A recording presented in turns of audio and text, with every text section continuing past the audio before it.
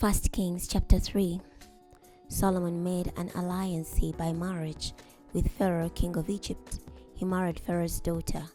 He brought her to the city of David until he could finish building his residence and the temple of the Lord and the wall around Jerusalem.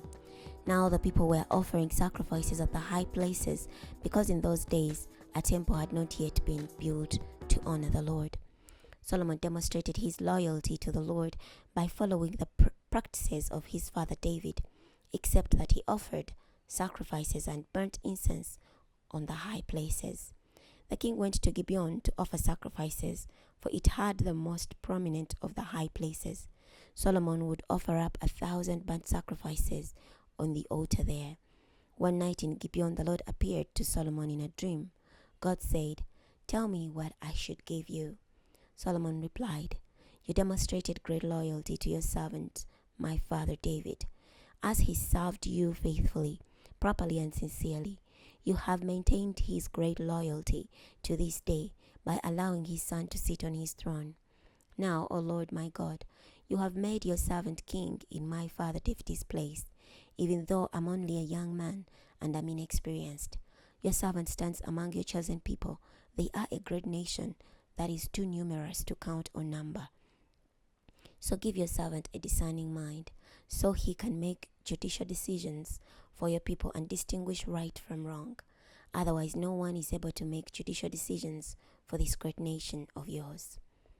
The Lord was pleased that Solomon made this request. God said to him, "Because you asked for the ability to make wise judicial decisions and not for long life or riches or vengeance on your enemies, I grant your request and give you a wise and discerning mind superior to that of anyone who has preceded or will succeed you. Furthermore, I'm giving you what you did not request, riches and honor, so that you will be the greatest king of your generation. If you follow my instructions by obeying my rules and regulations, just as your father David did, then I will grant you long life." Solomon then woke up and realized it was a dream.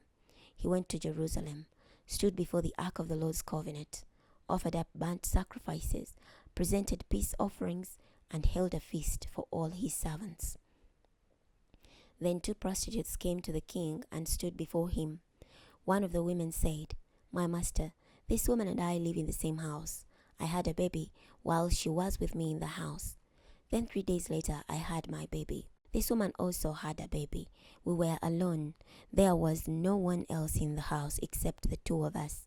This woman's child suffocated during the night when she rolled up on top of him.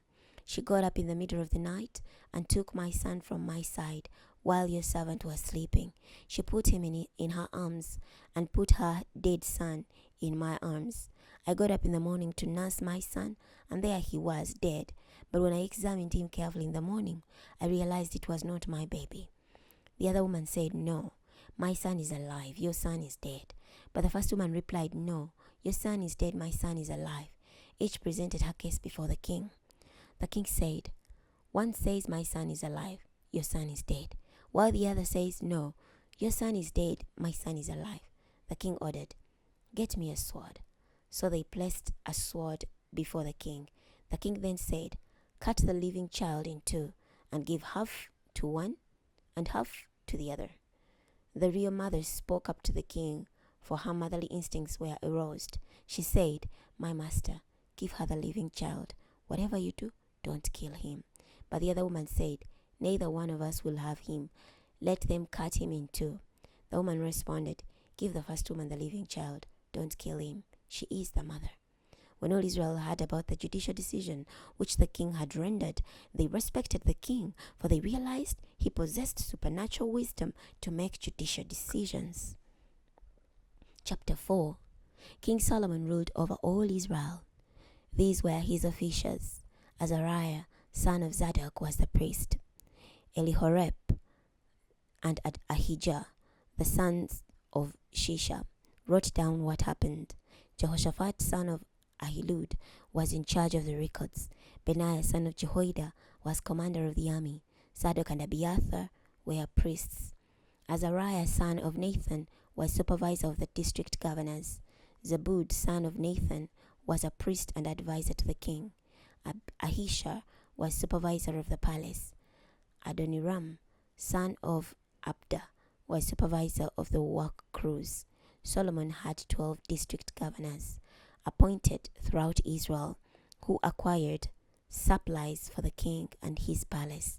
Each was responsible for 1 month in the year. These were their names. Ben-Har was in charge of the hill country of Ephraim. Ben-Decker was in charge of Makaz, Shalbim, Beth-Shemesh, and Elon Beth-Hanan. Ben-Hesht was in charge of Aruboth. He controlled Soko and all the territory of Hapa. Ben-Abinadab was in charge of Nepath, though he was married to Solomon's daughter Tapath.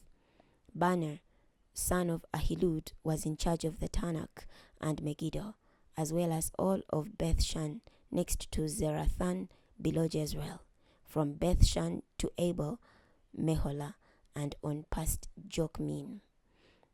Ben-Giba was in charge of Ramoth Gilead.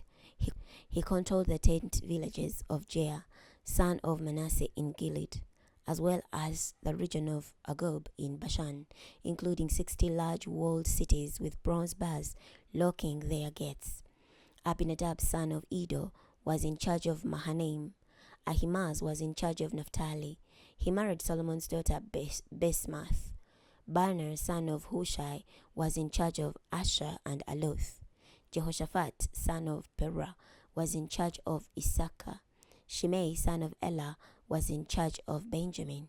Giba, son of Uri, was in charge of the land of Gilead, the territory which had once belonged to King Sihon of the Amorites and to the king of Og of Bashan. He was sole governor of the area. The people of Judah and Israel were as innumerable as the sand on the seashore. They had plenty to eat and drink and were happy.